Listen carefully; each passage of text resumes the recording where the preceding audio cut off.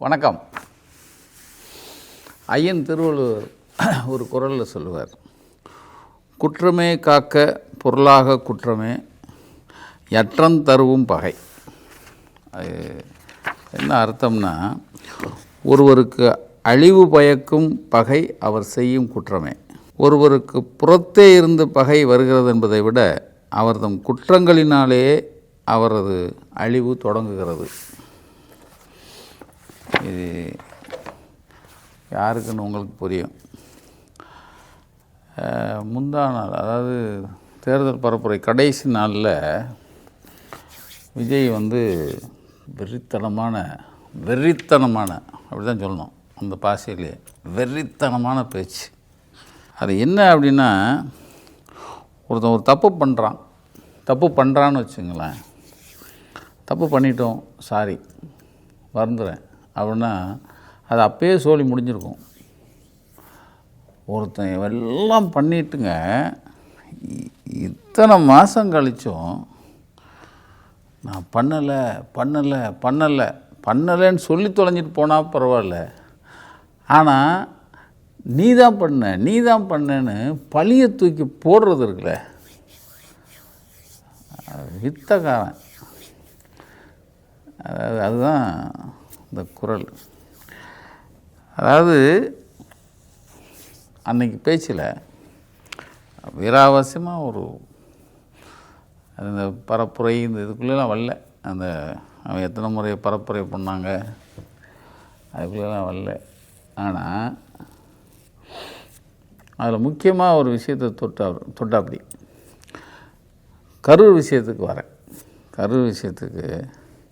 வர்றேன்னு சொல்லிட்டு கரூர் விஷயத்தில் என் மேலே பழிய போட்டிங்க. அதை கரூர் மக்கள்கிட்ட கேட்டாலே அவங்களே புட்டு வைப்பாங்க அப்படின்னு தட் மேன், அதாவது இந்த கொலைகளுக்கெல்லாம் காரணமான அந்த விஜய் சொல்லியிருப்பா. அப்படி அந்த கரூர் மக்கள் ஒரு சாம்பிள் தான், ஒரு 3 பேர் சொல்கிறத மாத்திரம் நீங்கள் கேளுங்க. கரூரில் என்ன நடந்ததுன்னு அந்த கரூர் மக்களை கேட்டாலே புட்டு வைப்பாங்க. காலையில் 9 மணியிலிருந்தே பயங்கரமான கூட்டங்க.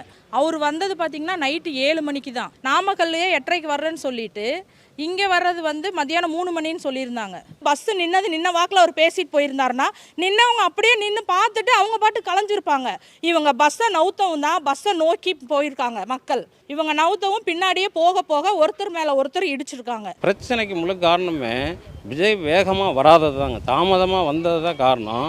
இதுக்கு மித்தவங்களாம் யாருமே பொறுப்பே கிடையாது. அவங்க தலைவர் வேகமாக வெளிச்சத்தில் அவர் காலையில் 12 மணிலேருந்து ஒரு 3 மணி 4 மணிக்குள்ளே வந்திருந்தாருன்னா 4 மணி நேரம் லேட்டில் அது பிரச்சனை நடக்கிறதுக்கு வாய்ப்பு இல்லை. இரவு நேரத்தில் பார்த்திங்கன்னா கூட்டம் நிறையா வரட்டுங்கிறதுக்காக அவங்க லேட் பண்ணிட்டாங்க. லேட் பண்ண க்ரௌட் அதிகமாகி ஒருத்தர் மேலே சாஞ்சிட்டாங்க. 12 மணிங்கிறது 1 மணிக்கு லேட்டாக கூட வரலாம், 1 மணி நேரம் 1.5 மணி நேரம். 1:30க்கு பேசியிருந்தாங்கன்னா எந்த கூட்டமும் அளவான கூட்டம் தான் இருந்தது. அப்போல்லாம் அது வாட்டுக்கு பேச கேட்டது, இவரை முகத்தை பார்த்தீங்க கூட ஓடி போயிடுவாங்க. அப்புறம் 7 மணிங்கிற போது வேலை கூட்ட சனமெல்லாம் பூரா வந்துடுறாங்க. போக்குவரத்து ரொம்ப நெரிசல். இவர் வர்ற வழியில் இருந்தவங்களாம் கூட வந்துட்டாங்க. திருப்பூர்காரன், தஞ்சாவூர்காரன் அவங்களாம் கூட வந்து இவ்வளவு நெருக்கடி ஏற்பட்டு. நான் இப்பயும் சொல்கிறேன், நீ கரூருக்கு இன்னமும் கரூர் நடந்த விஷயத்துக்காக இல்லை மன்னிச்சுக்கோங்க, தெரியாமல் பண்ணிட்டேன், என்னை அறியாமல் நடந்துருச்சு அப்படின்னா கூட அது அன்னைக்கே போயிருக்கும். அதுக்கடுத்து இந்த ஜனநாயகன் அப்படி தான். 500 கோடியா சார், 500 கோடியை ஒருத்தர் ரோட்டில் வீசிவிட்டு இன்றைக்கி வரைக்கும் அதுக்கு அன்னைக்கு அந்த கடைசி நாள் பரப்புரையில் ஜனநாயகனை பற்றி பேசியிருக்க மாட்டான். அந்த ஆள் பார்த்தீங்கன்னா தெரியும். முதல் நாள் சொன்னாலும் அந்த வளர்ந்து கட்டவன் பிஜேபி முருகன் மத்திய அமைச்சரும் துணை முதல்வர் உதயநிதி தான் 2 பேர் தான் ரிலீஸ் பண்ணாங்க அப்படின்னால, அதுக்கு அடுத்து இன்றைக்கு வரைக்கும் அந்த வாயை திறக்கவே இல்லை சார். 500 கோடி பட்ஜெட் ஒரு படம். அந்த கூட்டத்தில் அந்த தான் வளர்ந்து கட்டவன் ஒரு கூட்டத்தில் பாட்டில் அடித்தாங்க. அப்போ கூட எச்சரித்தாங்க, திமுக ஸ்டாலின் எச்சரிக்கிறோம் அப்படின்னு நான் பாருங்கள். அன்னைக்கு சொன்னதோட அதுக்கப்புறம் வாயை திறக்க மாட்டான். ஜனநாயகன்னு இப்போ படம் தேர்தலும் முடிஞ்சிச்சு, ஜனநாயகம் பற்றி இப்பயும் வாய் திறக்க மாட்டாங்க. சரி, நம்ம தான் என்ன சொன்னாலும் கேட்டுக்கிற ஒரு மந்த கூட்டம் இருக்குன்னு நினச்சிக்கிட்டான். சரி, நான் விஷயத்துக்கு வரேன். ஒவ்வொரு வீட்டில் இருக்கிற என்னுடைய குட்டி நண்பா நண்பீஸுக்கு ஒரு ரிக்வெஸ்ட். உங்களுக்கு ஏதாவது ஒரு சாக்லேட்டோ இல்லை ஏதாவது ஒரு கிண்டர் ஜாய் வேணும் அப்படின்னா அழுது அடம் பிடிச்சி சக்ஸஸ் பண்ணிடுறீங்கல்ல, அந்த மாதிரி உங்களுக்கு ஏதாவது ஒரு ட்ரெஸ்ஸு வேணும்னா அழுது அடம் பிடிச்சி சக்ஸஸ் பண்ணிடுறீங்களே, அந்த மாதிரி உங்களுக்கு பிடிச்ச இந்த விஜய் மாமாவுக்காக,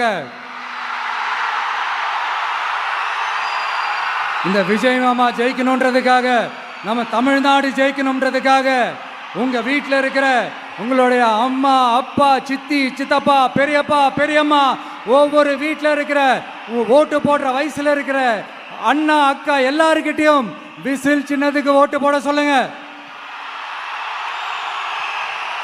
சப்போஸ் யாராவது ஓட்டு போடாமல் வீட்டில் உட்காந்துட்டு இருந்தாங்கன்னா அவங்க காதலியே போய் அன்பா விசிலை ஊதி ஓட்டு போட ஓட வைங்க. விசிலுக்கு ஓட்டு போடுற வரைக்கும் விடாதீங்க.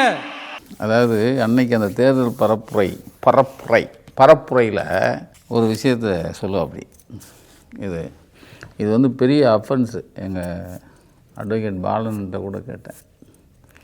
குழந்தை தொழிலாளர்களை எப்படி பயன்படுத்துறது சட்டப்படி தப்போ, அது தேர்தல் ஆணையமே அவங்களுடைய அறிவுறுத்தலில் சொல்லியிருக்காங்க. எந்த ஒரு நடவடிக்கையிலும் குழந்தைகளை ஈடுபடுத்தக்கூடாது. குழந்தை தொழிலாளர் தடை சட்டம் உள்ளிட்ட சடங்குகளின்படி இது போன்ற நடவடிக்கைகளில் குழந்தைகளை ஈடுபடுத்துவது தடை செய்யப்பட்டுள்ளது. சிறுவர்களை பயன்படுத்தாத வகையில் தேர்தல் அலுவலர்கள் கவனித்து கொள்ள வேண்டும். மீறி சிறுவர்களை பயன்படுத்துவது தெரிய வந்தால் அந்த தேர்தல் நடத்தும் அலுவலர் மீது வழக்கு பதிவு செய்து உரிய நடவடிக்கை எடுக்கப்படும் என்று தேர்தல் கமிஷன் உத்தரவிட்டுள்ளது. இது தேர்தல் கமிஷனுடைய அறிவிக்கை.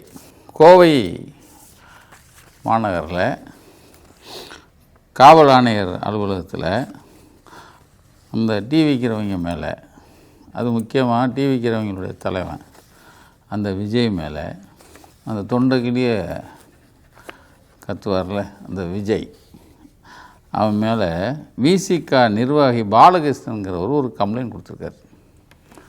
சூப்பர் கம்ப்ளைண்ட் இது.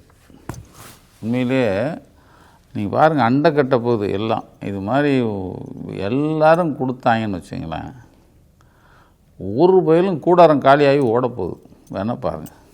அதில் அவர் அந்த புகார் மனுவில் என்ன சொல்கிறாரு, தமிழக வெற்றி கழகத்தின் தலைவர் விஜய் சென்னையில் மேற்கொண்ட பரப்புரையின் போது விஜய் மாமாவிற்கு உங்களுடைய பெற்றோரிடம் அடம் பிடித்து விசில் சின்னத்திற்கு வாக்களிக்க வையுங்கள் என கோரிக்கை வைத்தார். விஜய் வைத்த கோரிக்கையின் காரணமாக என்னுடைய 5 வயது நோட்டீஸ் பாயிண்ட், அதான் 5 வயது மகன் விஜயின் விசில் சின்னத்திற்கு வாக்களிக்க அடம் பிடித்ததால் கடும் மன உளைச்சலுக்கு ஆளாகி உள்ளேன். அவனும் ஆளாகி உள்ளான். என் குழந்தையும் உளவியல் ரீதியாக பாதிப்படைந்துள்ளான். உளவியல் ரீதியாக பாதிப்பை ஏற்படுத்த காரணமான விஜய் மீது சட்டப்படி நடவடிக்கை எடுக்கவும். இன்றைக்கி தாவேகா டிவிக்கிறவன் தலைவர் மேலே ஒரு இது பதிவாயிருக்கு. அந்த பரப்புரையில், அந்த பரப்புரை இருக்குல்ல, பரப்புரை, அதில் தொண்டை கிளிய பேசின அப்படியில் அந்த நந்தனத்தில் குட்டி நண்பா, அந்த குட்டி நண்பாவான், நாளிலிருந்து ஆள் எங்கே இருக்கான்னு தெரியாமல் போயிடும். குட்டி நண்பாவான். அதாவது அழுது அடம் பிடிச்சி எப்படி நீங்கள் சாக்லேட்டு இதெல்லாம் வாங்கி சக்ஸஸ் பண்ணுறீங்களோ, உங்களுக்கு பிடிச்ச இந்த விஜய் மாமாவுக்காக, விஜய் மாமா ஜெயிக்கணுங்கிறதுக்காக உங்கள் அம்மா, அப்பா, சித்தி, சித்தப்பா, பெரியம்மா, பெரியப்பா, அண்ணன், அது இல்லாமல் ஓட்டு போடுற வயசில் இருக்கிற எல்லாத்தையும் விசில் சின்னத்துக்கு ஓட்டு போட சொல்லுங்கள், விசில் அடிக்க சொல்லுங்கள். இது அந்த பரப்புரையில் இந்த விசை சொன்னது. அதுக்கு தான் அந்த கோவை மாநகர காவல் ஆணையரில் ஒரு புகார் அன்னைக்கு பதிவாயிருக்கு. இது ஆரம்பம். பிள்ளையார் சொல்லிம்பாங்கல்ல, அந்த புகாருக்கு ஆரம்பம் இதுதான். இந்த குழந்தை தொழிலாளர்கள் ஏன் சட்டம் இதுக்குள்ளே வருது அப்படின்னா, 18 வயசுக்கு மேலே ஓட்டு போடணும் ஏன் கொண்டு வந்தாங்க? எல்லோரும் நிறைய பேர் சொல்லிட்டாங்க. நான் உண்மையிலே லேட்டு. நான் முந்தா நாள் ஓட்டுப்பதிவு, ஆமாம், ஓட்டுப்பதிவு முடிஞ்சு இன்றைக்கி 2 நாள் ஆக போகுது. நான் தான் லேட்டாக வரேன் உங்ககிட்ட. அதுக்கு முன்னாடி எல்லாருமே இதை பற்றி விலாவாரியாக பேசிட்டாங்க. இது ஓட்டு பெர்சன்டேஜ் எல்லாத்தையும் பற்றி பேசிட்டாங்க. ஆனால் எனக்கு இந்த குழந்தைகள் வச்சு இவன் எக்ஸ்ப்ளாய் பண்ணதில்ல, குழந்தைகளை எக்ஸ்ப்ளாய் பண்ணது இருக்குல்ல, ஒரு மிகப்பெரிய அயோக்கியத்தனம். அயோக்கியத்தனத்தில் அயோக்கியத்தனம், மிகப்பெரிய அயோக்கியத்தனம் இருக்கிற கோபத்தில். ஏன்னா எங்கள் வீட்டில் அப்படி யாரும் அடம் பிடிக்கலை. ஆனால் அடம் பிடிச்ச வீட்டிலெல்லாம் அவங்க சொல்கிறத பார்க்கும்போது ஒருத்தன் தன்னுடைய சுயநலத்துக்காக எப்படி எக்ஸ்ப்ளாய் பண்ணுறான், தன்னை நம்பி வந்தவங்களை எக்ஸ்ப்ளாய் பண்ணுறான், அவங்க பிள்ளைகளை எப்படி எக்ஸ்ப்ளாய் பண்ணுறான். அவங்களும் வெக்கம் இல்லாமல் என் பையன் 4 வயசு பையனை அழுதான், சத்தியம் கேட்குறான், நான் வேறு வழி இல்லை, அது பெருமையாக வேறு சொல்கிறாங்க. ரொம்ப வருத்தமாக இருக்குது. என்ன ஒருத்தன் 4 வயசு பையன் 5 வயசு பையன் இல்லை மூஞ்சியில் ஒன்று கடிச்சிட்டான் அப்படின்னா சரி நம்ம தொடச்சி விட்டு சிரிச்சிட்டு போ அப்படி வேணால் சொல்லிட்டு போகலாம். அதுக்கு ஒரு வீடியோ எடுத்து போடலாம். என்ன ஒருத்தன் சத்தியம் கேட்குறானா, சின்ன பொடுசுங்க, விசைக்கு போடுங்கிறானா. வேறு வழி இல்லை, வேறு வழி இல்லாமல் நாங்கள் போட்டோம். இது வெக்கமான விஷயம். யாருக்கு? இந்த நான் போட்டாங்க, நான் என் பேரன் சொல்லி போட்டான், என் பையன் சொல்லி போட்டான் அப்படின்னு சொல்கிறதில்ல. இதை விட வெக்கக்கேடு நாட்டுக்கு எதுவுமே கிடையாது, எதுவுமே கிடையாது சார். விஜய் எப்படி நம்ம பிள்ளைகளுடைய எதிர்காலத்தை வழி நடத்துகிறாங்கிறதுக்கு இது ஒரு பெரிய இது. அவனுக்கு அந்த பிஞ்சு குழந்தைக்கு என்ன தெரியும்? எவ்வளோ பெரிய அஃபென்ஸு. இதுக்கே இவனை தூக்கி உள்ளே வைக்க வேணாம். அதுதான் அந்த ஆரம்பம். அந்த கோவை மாநகரத்தில் பாலகிருஷ்ணன் கொடுத்த அந்த புகார் இருக்குல்ல, எவ்வளோ பெரிய ஒரு கொடுமை. குழந்தைகளை போய் நீ எப்படி சாக்லேட் வாங்க சக்ஸஸ் ஆகிறீங்க, அதே மாதிரி இந்த விஜய் மாமாவுடைய வெற்றிக்காக நீங்கள் வீட்டில் குடும்பத்தில் இருக்கிறவங்கள பூரா ஓட்டு போட சொல்லி காரி துப்போம். உன் இஷ்டத்துக்கு வருவ, உன் இஷ்டத்துக்கு ஆட்களை கொல்லுவ. கரூர் மக்கள் சொல்கிறத பார்த்தீங்கள. ஆனால் வெக்கமே இல்லாமல் கரூரில் என் மேலே பழிய போகிறீங்க. இப்பையும்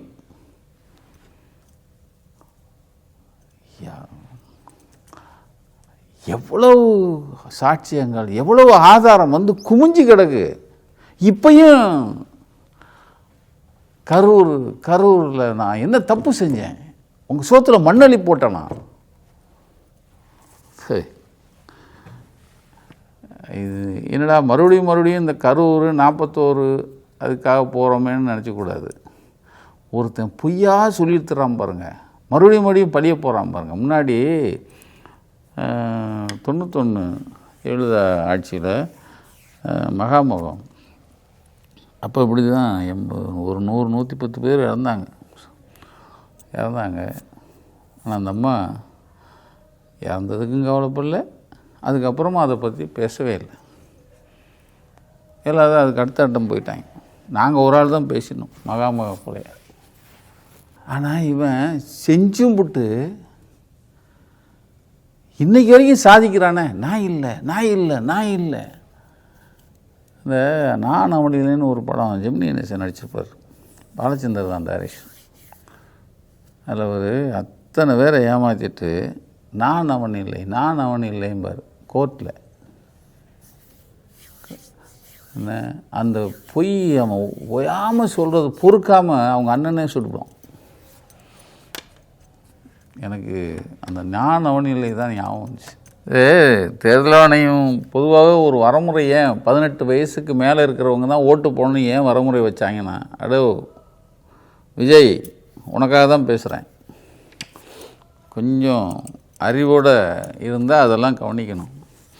ஏன் வச்சாங்க அப்படின்னா, அது சிந்தித்து ஓட்டு போடுறதுக்காக தான். நாம் யாருக்கு ஓட்டு போடுறோம் அப்படிங்கிறத சிந்திக்கணுங்கிறதுக்காக அது வச்சது தான். இந்த ஊரில் திருவிழா நடக்கும், எல்லா ஊர்லேயும் திருவிழா நடக்கும். திருவிழாவில் பலூன் வைப்பாங்க தெரியுமா, அந்த புஷு புஷுன்னு காற்று அது மேலே பறக்கும். அந்த பலூன் விற்கிறவன் குழந்தைகளை கனெக்ட் பண்ணியே பலூன் விற்றுக்கிட்டு இருப்பான். இன்னொருத்தன் சவு மிட்டாய், அந்த ஒரு பெரிய பொம்மை மாதிரி சவு மிட்டாய் இருக்கும், அது கையில் சிங்கி மாதிரி அடிச்சிட்ருக்கும். கீழே வந்து காலில் ஒரு நேப் மாதிரி இருக்கும், அதை இழுத்தானா அது தட்டும். அது அப்படி கூட்டணுன்னா சின்ன பிள்ளைகளை மாத்திரம் வந்து கூட்டும். அந்த பிள்ளைகளுக்கு இந்த கையில் ஒரு சாம்பிள் மிட்டாய் ஒட்டி விடுவான், போய் காசு வாங்கி அந்த பிள்ளைய போய் அம்மா அப்பா கூப்பிட்டு வந்து இது போட்டு சொல்லுது. அவன் கடியார மாதிரி மிட்டாயில் போடுவான், இல்லைன்னா இந்த பலூனை வாங்கும். அதே மாதிரியே இந்த விஜய் பண்ணான், அதே மாதிரி தான். எப்படி திருவிழாவில் இந்த சவு மிட்டாய் விற்கிறவனும் பலூன் விற்கிறவனும் எப்படி பெரிய சின்ன பிள்ளைகளை கவர்ந்து பெரிய ஆளுகளை இழுத்துட்டு வந்து விற்கிறானோ அதே வியாபாரத்தை பண்ணி தொலைஞ்சான். ஜீர்ணிக்கவும் இல்லைங்க, ஜீர்ணிக்கவும் இல்லை. அடுத்து இந்த ஓட்டு வந்து 85.12 வந்தவுடனே இன்னைக்கு காலையில் தான் என் தம்பியை சொன்னாங்க, மினிஸ்ட்ரிலாம் போட்டாங்கண்ணே, மினிஸ்டர் அவையெல்லாம் போட்டு அதெல்லாம் யாராருக்குன்னு போட்டு அவர் வந்து இப்போ வந்து ரிசல்ட் வரன்னு 5னா 8ஆம் தேதி ஃபிக்ஸ் பண்ணிட்டாங்கண்ணே. மந்திரி யார் மந்திரி எந்திரி அதெல்லாம் போட்டாங்க. அதான் எல்லாம் ரெடியாக இருக்குது சொன்னார், எல்லாம் ரெடியாக இருக்குது, மே 4க்கு தான் வெயிட்டிங் அப்படின்னு இந்த வாட்ஸ்அப்புங்கிற ஒரு சனி இருக்குல்ல அதில் போட்டாங்க. அதில் ஒரு பெரிய புகைப்படம் அமைச்சரவையில் சார் ஒரு சிஎம்மாக இருக்கிற மாதிரிலாம் வந்துருச்சான். அதில் வந்து யார் என்ன பொறுப்பில் வராது. விஜய்க்கு உள்துறை, செங்கோட்டையனுக்கு பொதுப்பணித்துறை. ஏன்னா எதுக்காக பொதுப்பணித்துறைன்னா எடப்பாடி பொதுப்பணித்துறை, அதில் தான் அவர் காசு அள்ளினார், இவர் தானே சொல்லுவார். அது மாதிரி இவர் காசு அள்ளுறதுக்கு. வளர்ந்து கெட்டவனுக்கு செய்தி விளம்பரத்துறை, புஷிக்கு போக்குவரத்து துறை, இப்படி பட்டியல். இது நெட்டக நீட்டுது. வரலாறு காணாத அளவு வாக்குப்பதிவு நடந்திருக்கும். அவர் அறிக்கையில் சொல்கிறார். அவர் அறிக்கையில் வாக்குப்பதிவு 85 விழுக்காடு வாக்குப்பதிவு என்பதெல்லாம் இதுவரை தமிழ்நாடு காணாத ஒன்று. நான் சொல்ல விட்டேனே, அந்த திருவிழாவில் எப்படி பிள்ளைகளை ஏமாற்றி பலூன் வாங்கி வைக்கிறது, சவுமுட்டா விற்கிறாங்கள, விற்கிறவங்க கூப்பிட்டு அப்பா அம்மாவை கூப்பிட்டு வாங்க வைப்பாங்கள்ல, அது மாதிரி அந்த திருவிழா அந்த குட்டீஸ் இருக்காங்கள்ல, இந்த தான் பாலகிருஷ்ணன் எப்படி தான் பையனை வச்சு தான் பையன் எப்படி மன உளைச்சல் ஆகிட்டான்னு சொல்லி கம்ப்ளைண்ட் கொடுத்துருக்காருல்ல, அவங்களுக்கெல்லாம் இவர் நன்றி வேற சொல்கிறார். அந்த நேற்று கொடுத்த அறிக்கையில், நம் குடும்பத்தினரை வழிநடத்திய என் குட்டி நண்பா நண்பீஸுக்கு என்னுடைய உங்கள் விஜய் மாமாவின் வெங்காய வணக்கம், நன்றி. வெங்காயம் வணக்கம் இருக்குடி, எல்லாம் வரிசையாக உள்ளே போகிறாங்க. இதில் இதற்கிடையில் அந்த வரலாறு காணாதான பதிவு இருக்குல்ல, அதில் மே 4ஆம் தேதி வரும் தேர்தல் முடிவு அதிர்ச்சியூட்டுவதாக இருக்கும் என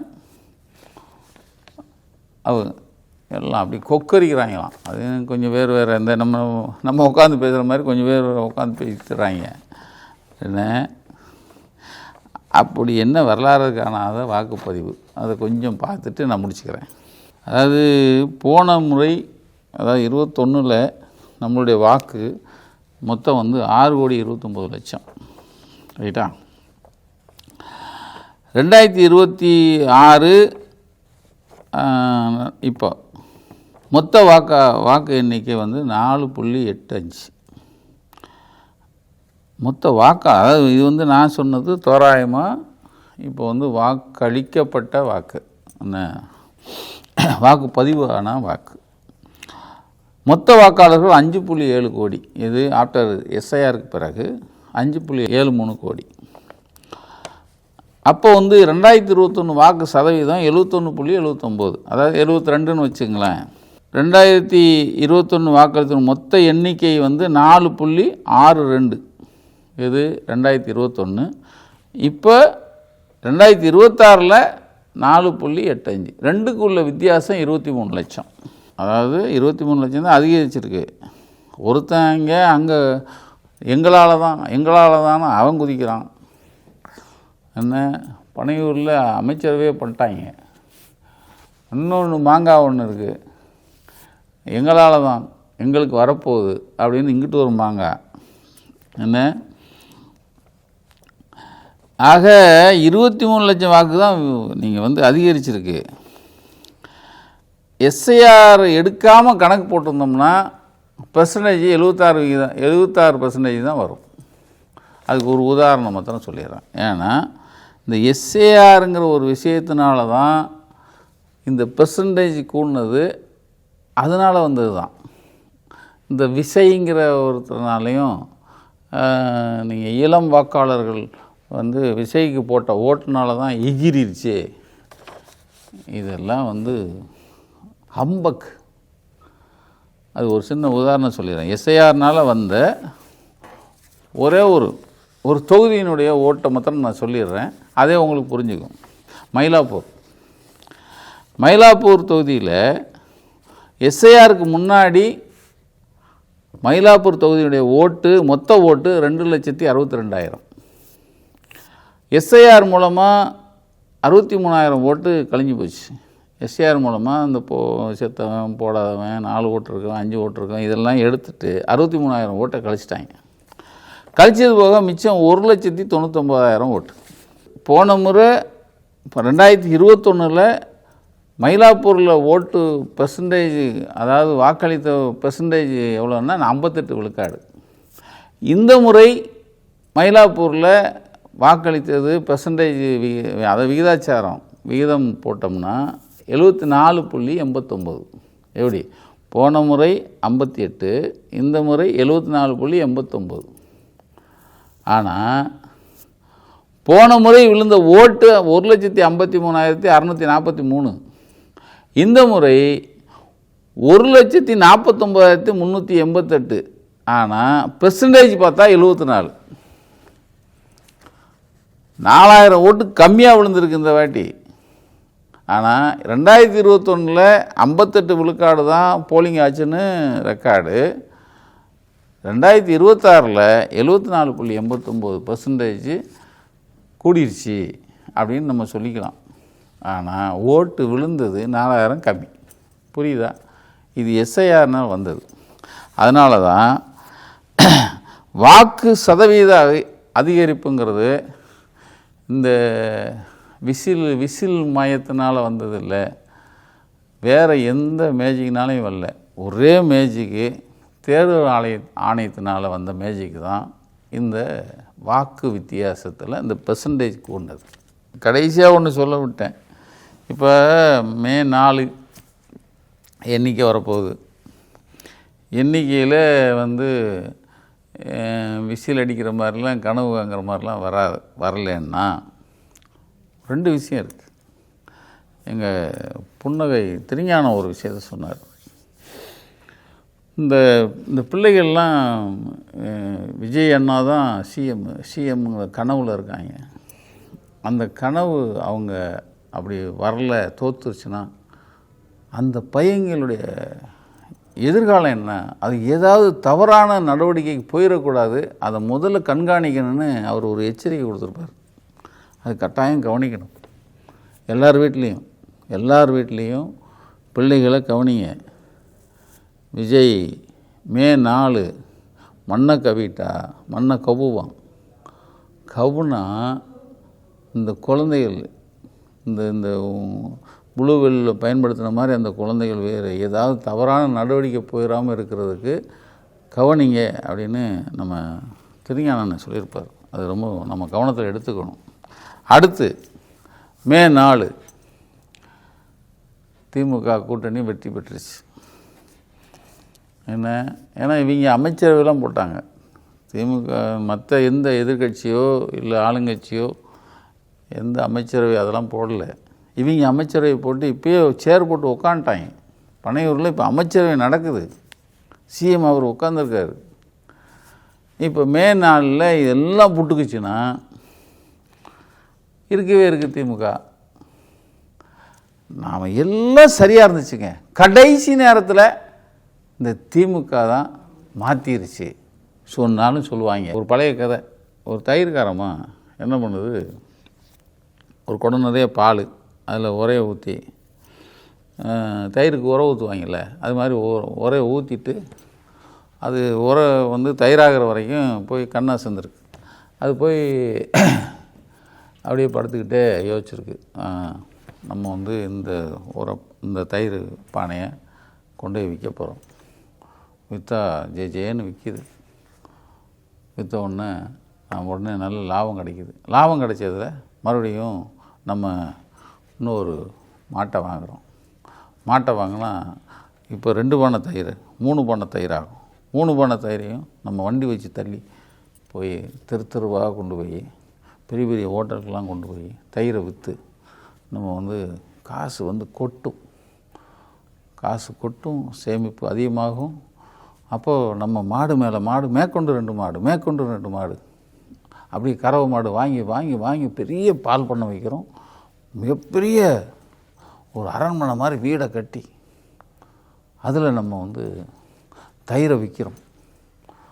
தயிரை விற்றுட்டு இந்த பால் பண்ணையில் நம்ம வந்து மாடுகளை போய், நீங்கள் அன்றாடம் போய் மாடுகளை போய் நம்ம எப்படி கறக்குறாங்க அப்படிங்கிறதையும், உரை எப்படி ஊற்றுறாங்க அப்படிங்கிறதையும் போய் நம்ம வந்து போய் செக் பண்ண போகிறோம்.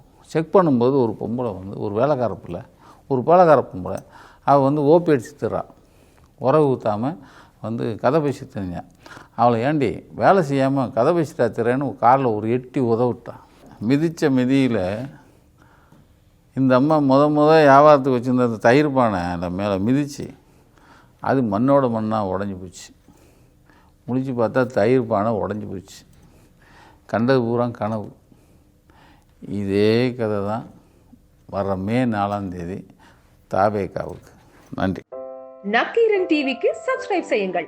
உங்கள் ஆதரவே எங்கள் பலம். ஆசிரியர்களுக்கு நண்பனாகவும் மாணவர்களுக்கு ஆசானாகவும் திகழும் தேர்வு வழிகாட்டி. ஒவ்வொரு பாடத்திற்கும் அனுபவமிக்க ஆசிரியர்களின் துல்லியமான தெளிவான விடைகள். CNC இருக்கு, தேர்வு பயம் எதற்கு? இது தீரன் பப்ளிஷிங் ஹவுஸ் விற்பனை வெளியீடு.